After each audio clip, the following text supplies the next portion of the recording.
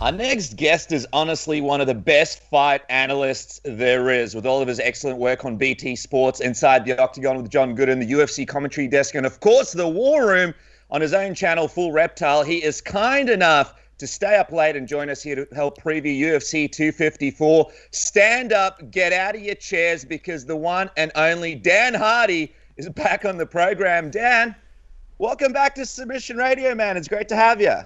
Thanks, guys. Always good to join you. Yeah, the pleasure is all ours, man. At this point, we would normally throw some lowball questions, get the rapport going, warm you up, but there's too much. There's too much to talk about. We're not gonna waste time dilly-dallying. So let's get straight into it, man. We're so pumped for UFC 254. I mean, looking at Gaethje as a challenger to Khabib's throne, you know, we've seen him evolve into a much more technical striker who factors in defense a lot more than, say, in the past.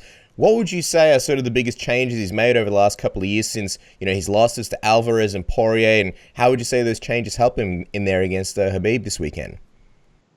Well, he's better at moving his head. He's not there to be hit like he used to be. You know, you go back to the Alvarez and Poirier fight, and I would say both of those fights may look different had he been the new version of Justin Gaethje, especially the Alvarez one. I mean, that was razor thin. He was dropping in with low kicks and, you know, swelled up his face pretty good. But, you know, he was there to be hit. And that was kind of part of his style coming into the UFC. And after picking up those two losses, you could tell that he went back to the drawing board. He had conversations with Trevor Whitman and said, look, I want to be a champion. What do I have to do? And as you know, Trevor Whitman's got an incredible mind in mixed martial arts. And he gave Gaethje some head movement. And that's really what he needed. You know, the time that's cut down between covering and countering and slip into counters, it's just so much different. You know, we saw him moving his head so well against Tony Ferguson. I mean, for whatever reason, the stats are stuck in my head, but he had 72% success with his strikes again in the Tony Ferguson fight, and Tony Ferguson had 45, which, I mean, is an incredible stat as it is in itself. But given the fact that he also cut Tony Ferguson's success down by more than 50%. It just shows that he's now trying to keep himself safe. And over 5 rounds against an undefeated champion, that's exactly what he's got to do. I mean, we've seen Poirier and Michael Johnson sting Khabib in fights before, but Khabib's done an excellent job of recovering. What do you think are the biggest mistakes fighters make against Khabib? And why do you think nobody's been able to capitalize when they've had Khabib hurt or sort of backed him up or have had a little bit of success in fights against him? Well, I mean, if we focus specifically on the Poirier fight, there were 2 moments in the Poirier fight where Dustin felt like he had a chance to win the belt. The first one was when it seemed that Khabib had been hurt with a shot. The second one was the guillotine.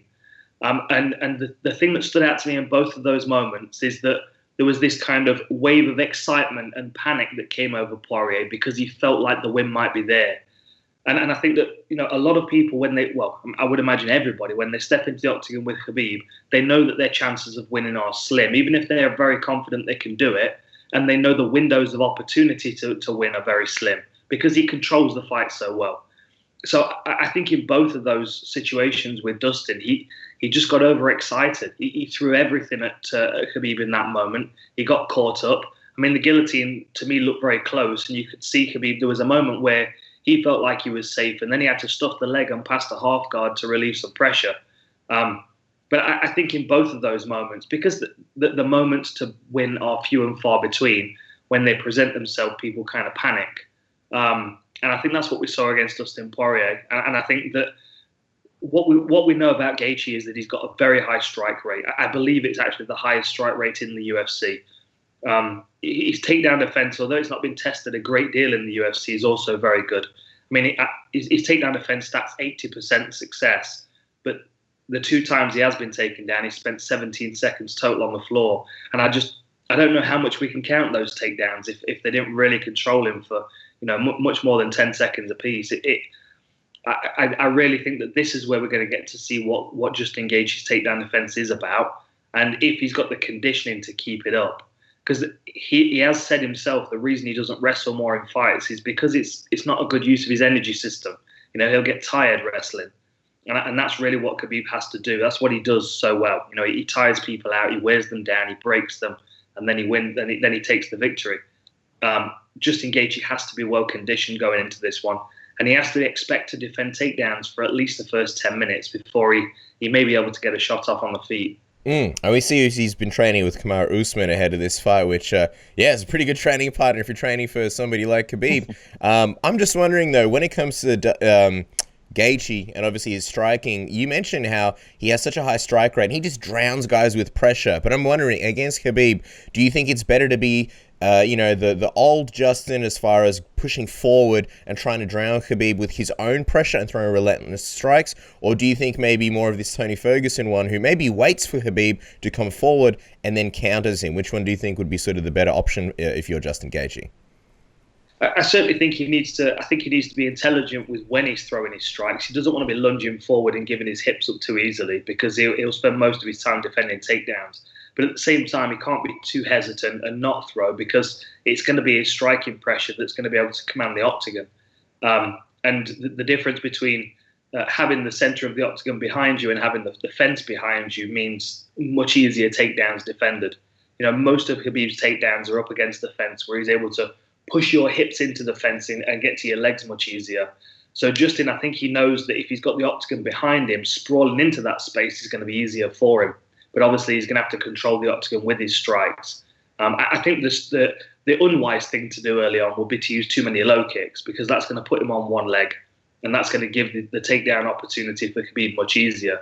Whereas that low stance that he's got, slipping his head off the center line and throwing a high volume of punches, I think that might allow him to command the octagon a little bit. But I mean, it's still going to be the first 10 minutes is going to be takedown defense for him. So the more time he has with the octagon center behind him, the more chance he has of defending those, I think. Obviously, we've always spoken about Justin Gaethje's D1 wrestling background and his pedigree, but I almost think, Dan, that because a lot of us aren't as, I suppose, fluent in knowing all the different levels of wrestling in America, and a lot of us are around the world, we don't really know the levels of wrestling. What does D1 mean? How does that compare to an NCAA champion? How does that compare to an Olympic champion? How does that compare to even a guy that's been in the Olympics? So I'm just curious, how do you think his D1 wrestling background and pedigree will come into play here? And how effective do you think it can be against a guy at Khabib's wrestling level? And also, when you try and look at how high Khabib's wrestling level is, how high do you think it is? Is it as high as, for example, an Olympic level in your mind? Or is it maybe just the best MMA wrestling we've ever seen? How do you classify that? It's a good question. And honestly, I think the difference with Khabib's wrestling is that it's been adapted over the years to suit using a cage, using a wall to work up against. The times when he shoots from the center are really times when he looks more troubled with his takedowns, when he's shooting into space. I would imagine he's got great wrestling, but it's adapting it to mixed martial arts, which has made the difference. And the thing with Justin's level of wrestling, he has got a high level of wrestling. The thing that stands out to me is how many matches he's had. I mean, he was coming out of high school with 200 matches on his record already, 191 victories. So it's the pace and it's the work rate that he's been going through. And as you said, he's been working with Usman as well. So he's going to have to do a lot of wall working, a lot of takedown defense up against the wall, digging under hooks, and then finding a solution to being caught on the floor, because no doubt at some point he's going to end up there. And it's unbinding his legs and not giving his back in the process of standing back up is the danger. Khabib's a great wrestler, but how he stacks up as far as an Olympian goes, it's hard to tell. I don't really know. I know that for wrestling in mixed martial arts, though, he's clearly one of the best. And if we go back to the likes of Georges St. Pierre, who didn't wrestle in high school coming up, and then we saw how he dealt with wrestlers when he was up against Koscheck and Fitch, the point stands itself. Wrestling for mixed martial arts is a very different thing. You've got to be far more aware of where you're shooting, how you're shooting, your setups, and also utilizing the cage does make things a lot easier for him. So there are new problems that Gaethje is going to face in wrestling against Khabib that he wouldn't have faced in high school, no matter how high a level he got to. A D1 level wrestler is really, I mean, Division 1 is really where they're going to be kind of picking the next Olympians from. So he was up there, he was a decent level wrestler. I don't know if he was an All-American. I don't think he won a national championship. But the experience that he's got, especially through high school of just grinding and working, that's going to serve him well. As long as he's kept that conditioning up, and I would imagine Kamaru Usman's helped with that, I think it's going to be an interesting one, especially if it gets to the third round.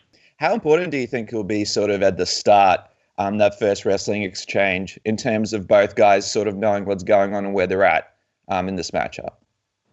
Well, it's going to be his first opportunity to really feel what Khabib's capable of. I mean, if we look back to the McGregor fight, that takedown scramble that we had at the start of that fight was 40-something seconds long. Conor did well of staying on his feet for that long. Most people get ironed out pretty quickly with the first takedown attempt from Khabib. But at the same time, it's not usually the first takedown that Khabib lands that works for him. His takedown accuracy is 47%. So he's landing just less than half of his takedowns. It's the persistence. It's the shoot into the fence. That one fails, then he switches to something else. Or he takes a single leg, he drives that, and that doesn't land, so he switches to a knee tap. It's the adaptability of Khabib's game that's going to be the problem for Justin. And that's really where his conditioning comes in. I think if you shot single shots on Gaethje over and over again, he'd be able to defend most of them. It's when you start chaining things together, and when you chain things together up against the fence, and that starts to get exhausting. Then you find yourself on the floor, tied up with your legs. You're trying to get back to your feet. There are so many different facets to Khabib's wrestling game. It's not just about defending the takedown. It's about defending one takedown and being ready for the reshot and the reshot. And that's often where he gets people. And his shot is just so insanely fast. I was watching that Poirier fight, and it's amazing how quickly he shoots in. You mentioned that you're curious about that third round, and we are too. I'm wondering why that is. Let's say Khabib goes in there and his shots start to get stuffed, and this looks somewhat similar to the Iaquinta fight. What do you think that third round will look like? And do you think Gaethje will still have enough in the tank to do big damage on Khabib? Or do you think Khabib will sort of, tire him out in those first couple of rounds where the pace in general might slow down and maybe Gaethje won't be as effective? What are you expecting in there? I think if Khabib gets his way for the first two rounds and he's able to take Gaethje down and maul him and beat him up, I certainly know. I mean, there's damage on Gaethje's face from his previous wars before he started fighting a bit smarter.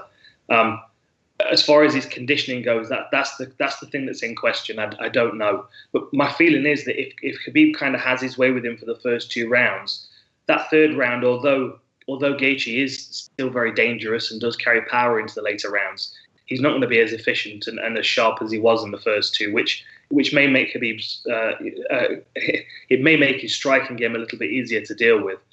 There's no doubt it's going to be a high volume, though. And I think that as soon as Gaethje starts defending takedowns, that's when he starts throwing his low kicks in. But it's always the threat down for Khabib. You go back to the McGregor fight, it's that dip, the threat of the takedown coming, which set up the right hand that dropped him. And the same thing that we talk about with that, I mean, I've been calling it the eagle punch because I really don't know anybody else who uses a punch like this. It comes up under the chin, he's hitting with the front two knuckles. And if you watch the Tavares fight, even though Tavares, he worked for the takedown immediately and then realized he was coming to punch, so he covered for the left hook, and it came up underneath his guard. It's the kind of shot that's going to catch Gaethje because he does leave that center channel open. The uppercuts in his fights against Poirier and Alvarez were very effective. Knees, of course, up the center have been effective. So that does seem like a vulnerability that Khabib can threaten. And if Gaethje spent two rounds on the ground already, any faint low from Khabib might take him out of his striking game as well. But we know that Gaethje is a wild man. If he defends two takedowns in the third round, I think he's going to realize that's his opportunity. And I think as long as he doesn't come into the fight feeling like he's going to dominate, which I don't think anybody does when they face Khabib, I think his mentality will help him to keep pushing forward. It's the third round that's so exciting for me because, as you said, that's when we've seen Khabib's takedowns get stuffed against McGregor, against Iaquinta. That's the question for me: is what happens when we have somebody defending his takedowns that can then start marching forward and throwing, chopping low kicks and heavy hands. Yeah, I mean, what do you make of Justin saying that Khabib fights to avoid taking damage, essentially sort of inferring that he feels like Khabib may not be able to take damage well? Do you think Justin could be the one to really test Khabib's damage and pain threshold if he makes this an ugly fight? And like you mentioned, gets to that third round and is able to throw those shots? Well, I think a big part of his game will be the low kicks. If he finds the confidence to throw those low kicks, that is really what affects Khabib's whole game. Because the takedowns require him bending that lead leg, putting all of his weight onto it.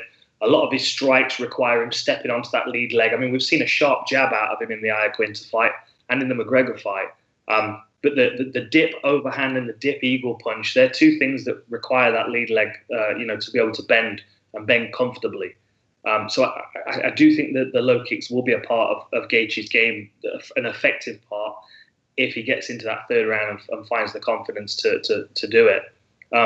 I mean, you can go back and listen to previous interviews, and I'm sure I've said it to you. When Gaethje joined the UFC, I felt stylistically he was probably the most difficult matchup for Khabib. I mean, we look at Tony Ferguson, and that's been the fight that we talked about for a long time.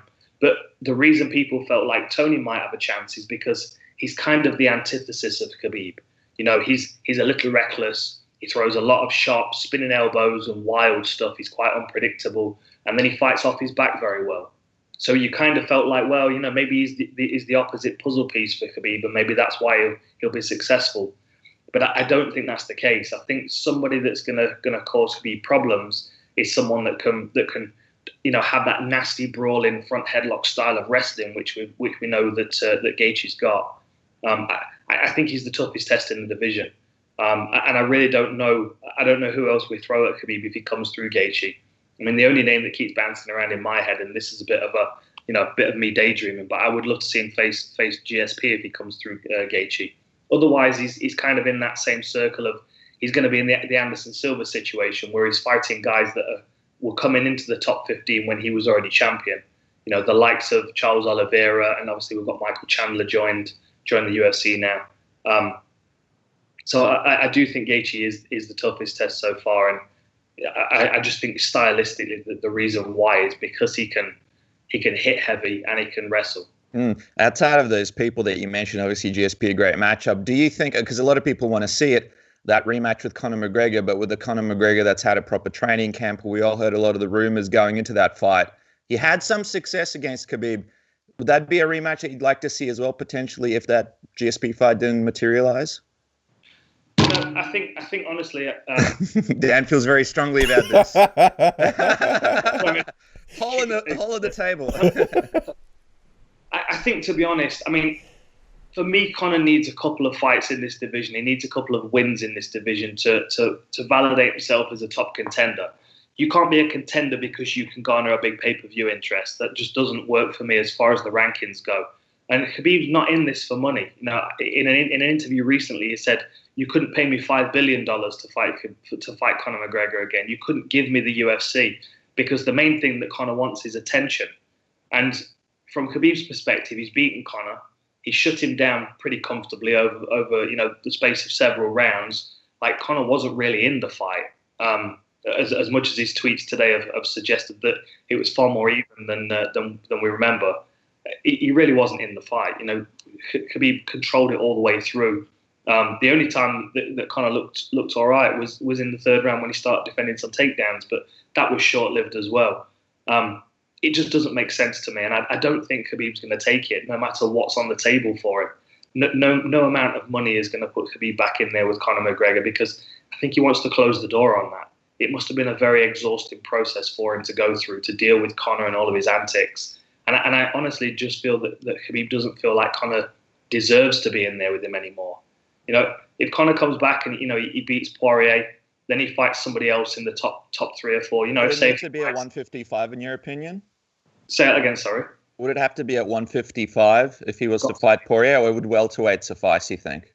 Yeah, no, it's got to be at 155.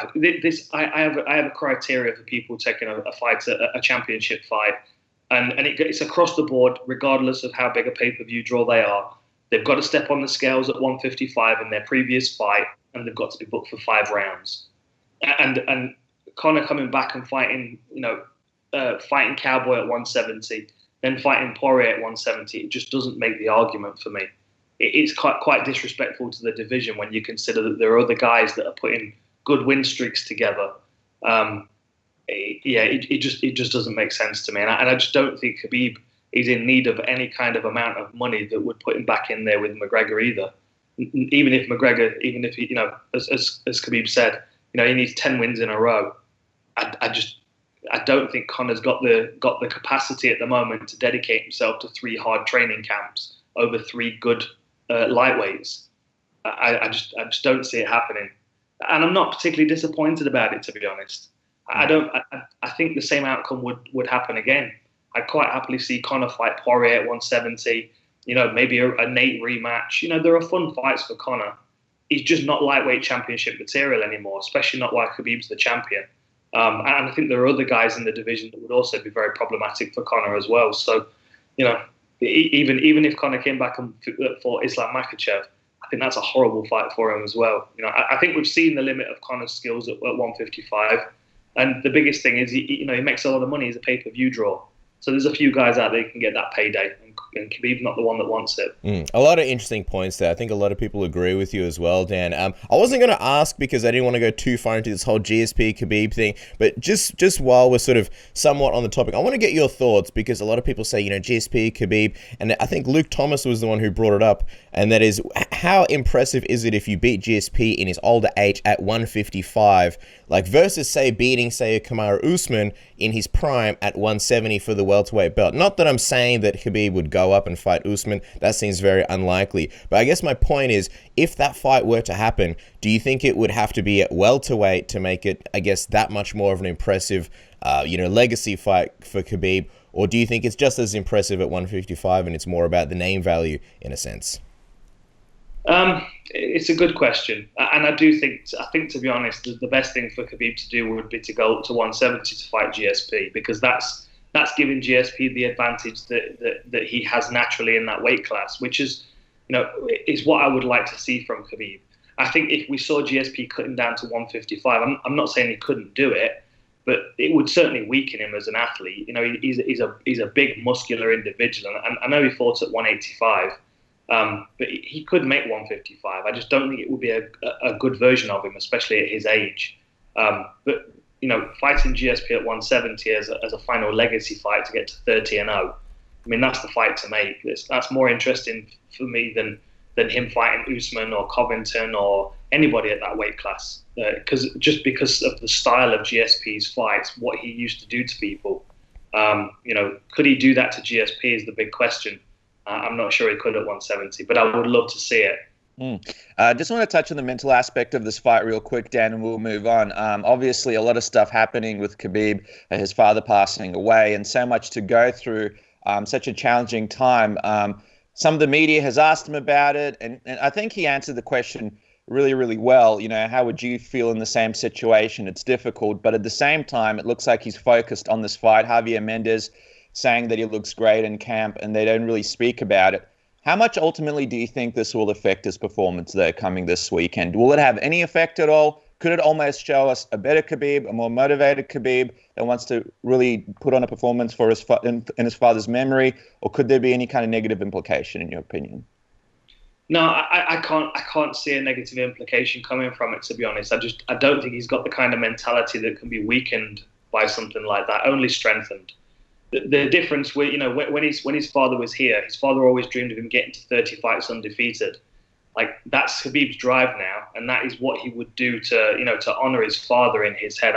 I think it's going to make him even more ferocious if that's at all possible. My only thought is that he's taken on a different role in the team now. We've had a lot of fighters coming out of that camp recently. Guys that have been preparing with him at the gym that they've rented in Dubai. I wonder how much of a head coach, father figure he's kind of taken on now, because I'm sure his father, Abdulmanap, was very much the team leader. Even Javier Mendez would take a back seat when his father was around, and I think that a lot of those athletes that are a part of the team, Makhachev, obviously, we had Ulanbekov on a card recently as well, and I know Khabib's relative isn't fighting this weekend anymore, but also done a training camp with him.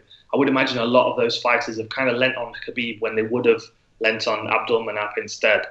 So I do wonder whether he's been kind of, he's had to carry a few more people a little bit in the training camp. He's had to kind of, lift a few people up in place where his father would have done.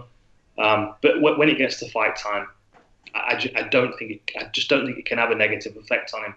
I remember I lost my grandfather 6 weeks before the GSP fight, and it just made me more determined when I got in there. And I think Khabib knows he's got all the skills to beat Gaethje on his A game. He just has to be smart. Honestly, I don't think it's going to affect him.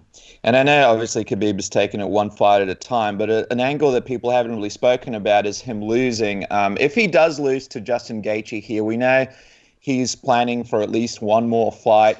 Do you think that's a scenario where the UFC do the immediate rematch and do Justin Gaethje Khabib 2?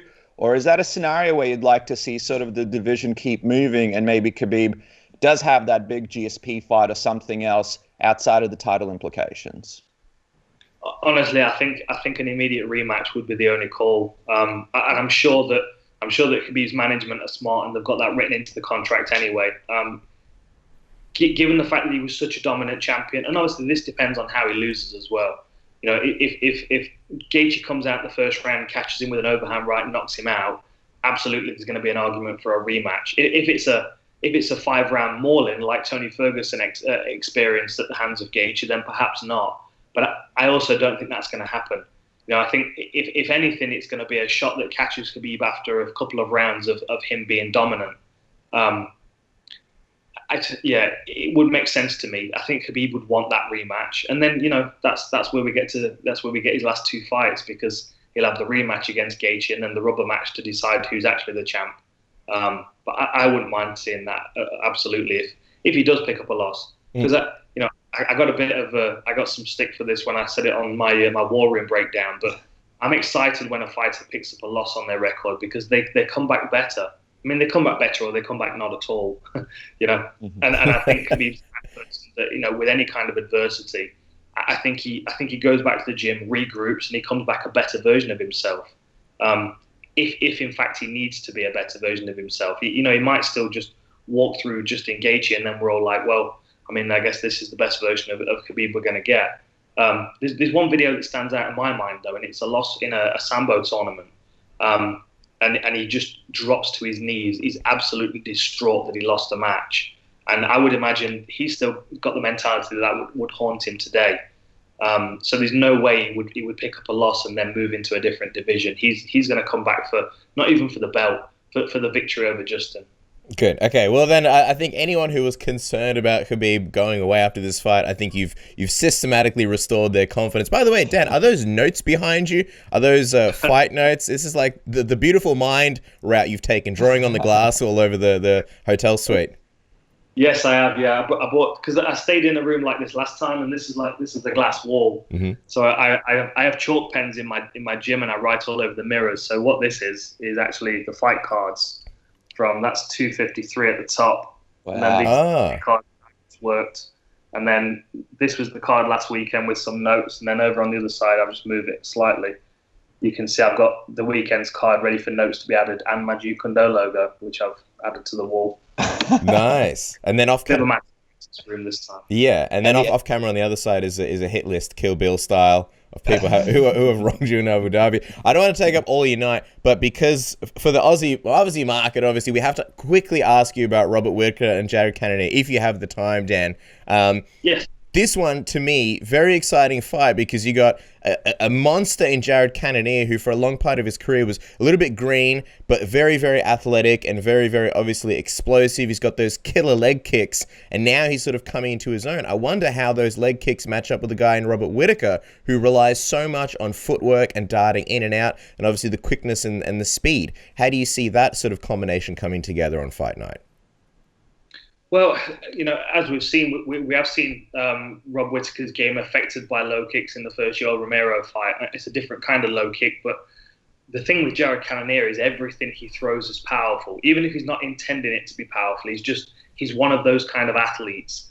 He's also a very different kind of athlete to Adesanya, because he doesn't slip and move and pull people into his range and counter.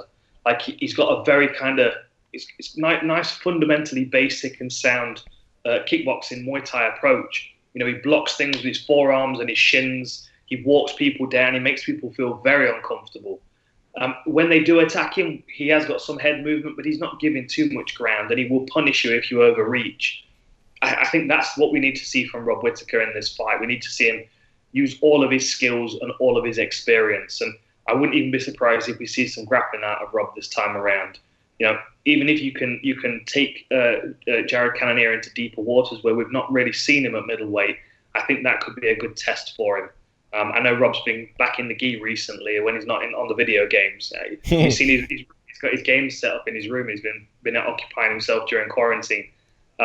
I know he's been working back on his Brazilian jiu-jitsu. That was the thing that kind of eased him back into training after he fell out of love with it for a while. So I wouldn't be surprised if we see Rob using some of his grappling skills in this one and really testing the gas tank of Jared Cannonier. There's no doubt, though, Cannonier is a scary individual. He's got knockout power in everything he throws, and he has a presence. It's a bit like Peter Yan. Peter Yan has this presence when he's in there where he doesn't really have to do a great deal to remind you how dangerous he is. And I think that's what we've got in Jared Cannonier. He's got a calm presence. He's very, very sure of himself. And he's hit a point now in his career where he's in the right weight class. He's not carrying a lot of excess weight, so there's nothing slowing him down anymore. And he's still, in his head, he's probably still feeling like a heavyweight. And there's a difference. Like, if I was a heavyweight and I moved down 2 weight classes and I was fighting a guy that used to be a welterweight coming up, I would feel like I could walk them down and knock them out, with confidence. And I still think he has that heavyweight mentality, but now he's not got the physique of a heavyweight, which is only making his style better. The smart thing for Rob to do, I think, in this one is to really mix it up. He's got high-level striking skills. He's got a very unorthodox style, particularly if you go back to his welterweight days where he's heavy on the lead leg and he kind of uses his head as bait and he gets you to throw and then he counters with the long hook. He's got great counter-striking as Rob, and he also moves forward very quickly as well. So I think he needs to control the range a bit more in this one. Maybe a bit like Ortega did against Zombie, not be there to be hit or walk down. Use lateral movement, stay on his toes, move around, and then step into range to strike and then be clear of anything coming back. And yet again, Robert Whittaker with the difficult road back to a title shot, having to fight the very best guys in the division, mirroring someone who's a champion and having to do title defenses yet again. And I'm wondering with Rob, because we've seen in a lot of his fights, history has shown that he does sometimes get hurt or tagged in the first round. We saw this with Adesanya, Till, Brunson. Why do you think that is? And seeing as it's only a 3-round fight, do you think that's one of the best opportunities for Cannonier to try and capitalize? Well, that's exactly the thing that he's got to be careful of, because it is a 3-round fight. If he gets knocked down in the first round, we don't know whether judges are going to score that a 10-8 or not, and then that really leaves him in the hole for the next 2 rounds to dig himself out and get more than a draw. I think he needs to be sharp and switched on. And to be honest, I think with the Till fight, he still looked like he was dusting off the cobwebs a little bit in that first round when Till caught him clean. And it was an unorthodox shot that he got caught with. It wasn't something like we had to watch it back on the replays a few times to figure out what it was. I think that the time away and the lessons that he learned in the Till fight are going to set him in good stead for this one, because Till's a big, aggressive fighter. He likes to walk people down and really, really punish people with power shots. And he has quite a restricted skill set as well, does Till. There's nothing particularly flamboyant about it. It's basic and it's effective. Which is what he's facing against Cannonier. So I think there's going to be a relief for him that he's fighting over 3 rounds, because 25 minutes is a lot of work, and he's been in there with some of the biggest, toughest monsters in the division. I think he needs to fight smart, but I also think he needs to start fast, and I think he needs to be intelligent with his footwork, like I said, and just stay on his bike, move laterally, and force Cannonier to come at him and get the heat instead of standing in the pocket and trading with a guy that's got heavyweight punching power.